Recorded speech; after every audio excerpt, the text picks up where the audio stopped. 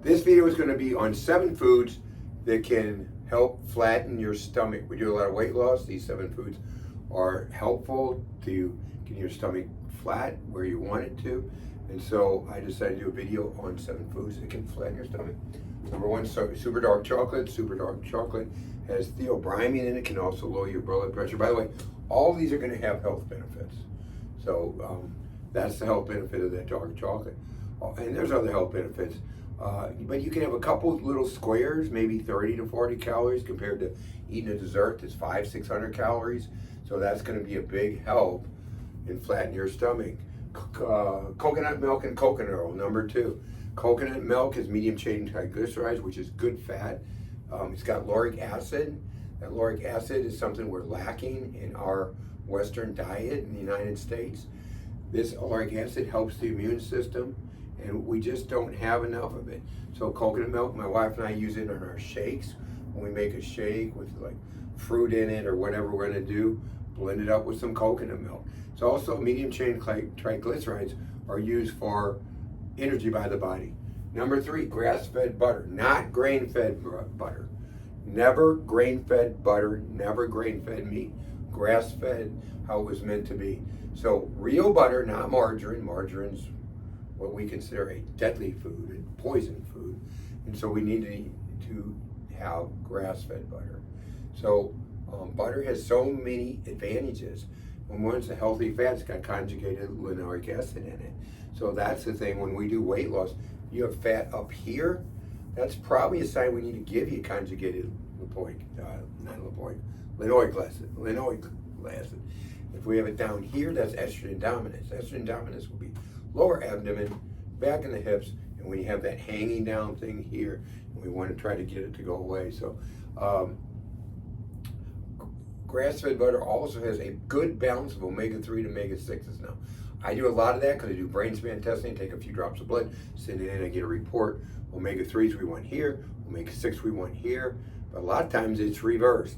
The Journal of the American Medical Association reported that in their neurology part, JAMA Neurology, reported that if you keep up to if you keep your omega-3s up to the proper levels, 47% less chance of dementia, up to 47% less chance of dementia, just on that one thing. So grass-fed butter is going to help fight inflammation. It helps balance your hormones.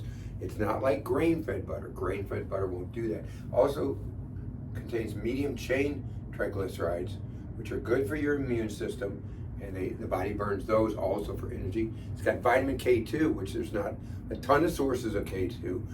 That's going to help with vitamin D and calcium. It works together for calcium metabolism. It's also involved in balancing hormones. So it makes vitamin D more powerful too.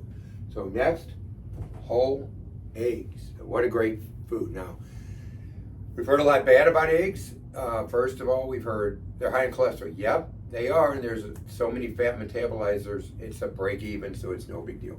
Most of the nutrition, 90% of a lot of the nutrition in an egg is in the yolk. So you do want to eat the yolk. And so we've been told, just eat the whites. No, eat the whole egg. So tons of vitamins, tons of minerals, always get, antioxidants, just great stuff in eggs. Free range eggs, get free range eggs.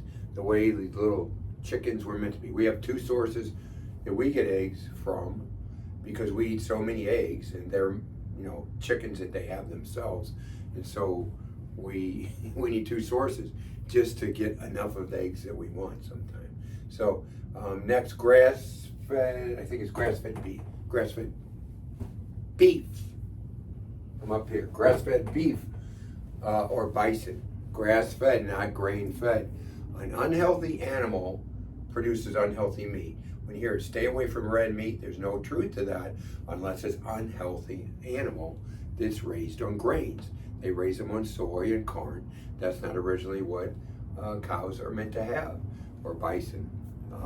So they are, when it's grass-fed, high in omega-3s again, low in omega-6s, great meat for you to eat.